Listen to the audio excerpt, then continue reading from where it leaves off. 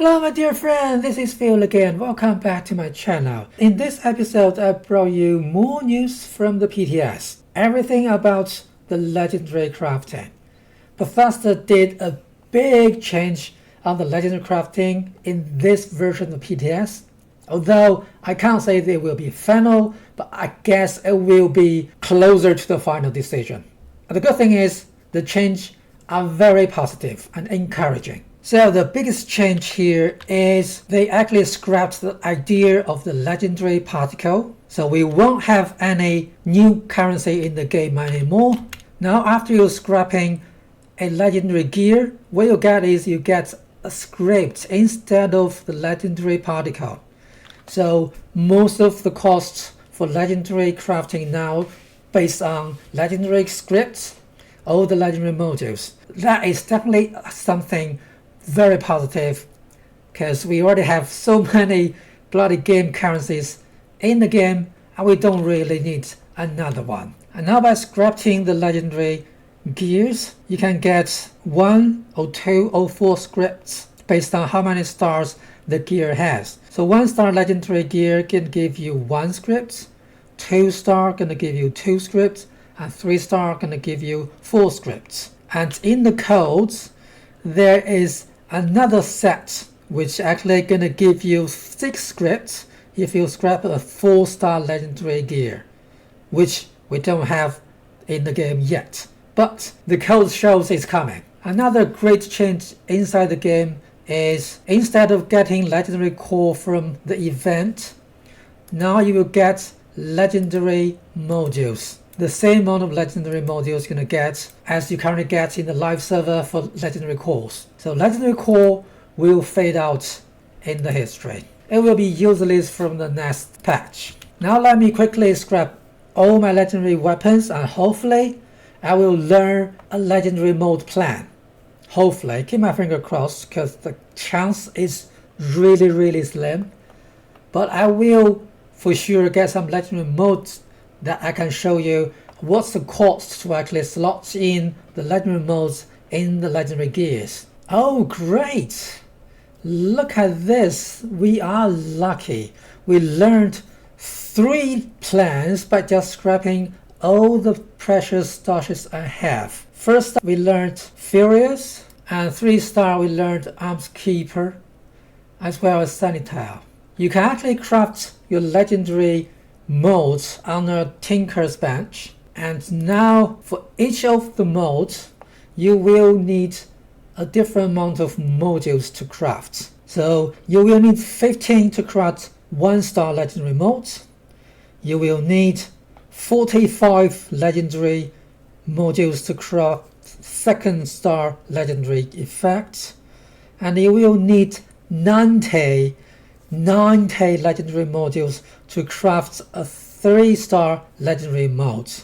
And I know it's damn expensive, isn't it? But considering we can now earn legendary modules by doing the public event, it's not really that bad. The funny thing is, I believe the 1st star legendary effect or mode is actually the most important one, and it costs you the least modules to craft.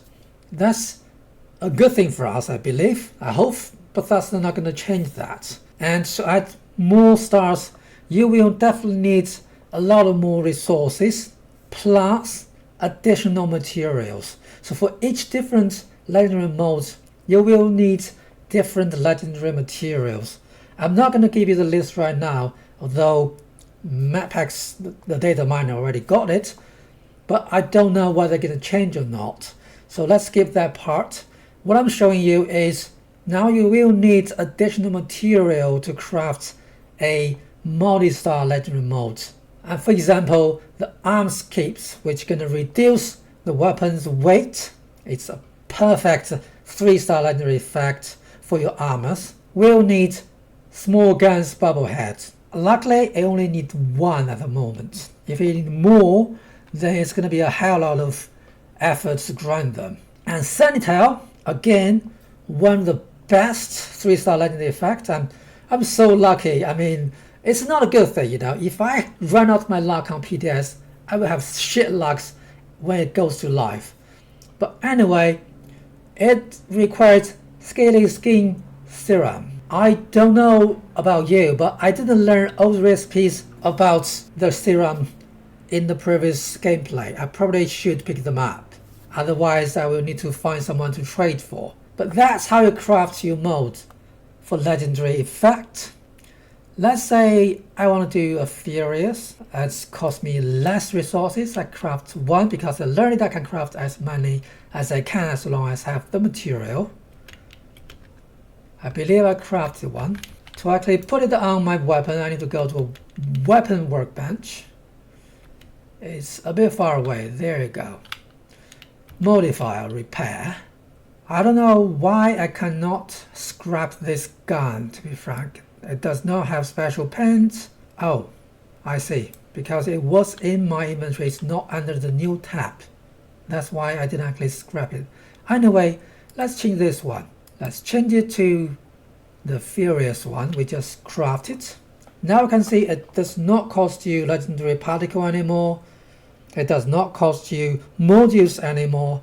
It only costs you the scripts. And for scripts, it's much easier for us to get.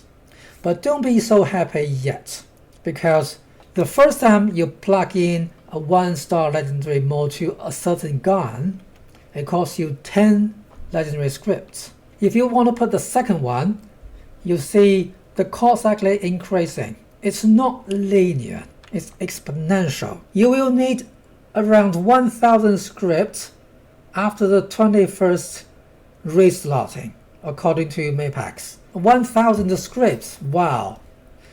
Luckily, I don't think you necessarily need to worry about that. Who's gonna actually keep on slotting the same first legendary modes to the same gun? You can always craft another gun and put another legendary star as you need it to that different gun. The crazy cost of legendary scripts for slotting the legendary mode to weapon can be definitely ignored. Okay, that's everything I want to share with you. It's a very quick video. I hope you find it useful. And as I said, probably it's not going to be the final for the legendary crafting before it roll out to live. But the concept, I believe, will stay. And there are a big overhaul on all the mobs as well as the world bosses on the PTS. I'm not sure it's ready to be published or not. They might have to change it later on, but basically all the damage resistance and HP curve has been changed for all the mobs, the damage reduction perk from all the world bosses, and instead they significantly boost the HP pool for the world bosses as well as the resistance. Now they have huge resistance, and for doing that they try to minimize the critical damage bonus we currently have. If you're interested to know more about that, you can leave your comments down below. I can make another video to give you more information. But this is for today. Alright, I hope you have a lovely Sunday and enjoy the gorgeous summer. But until next time, Phil again, out.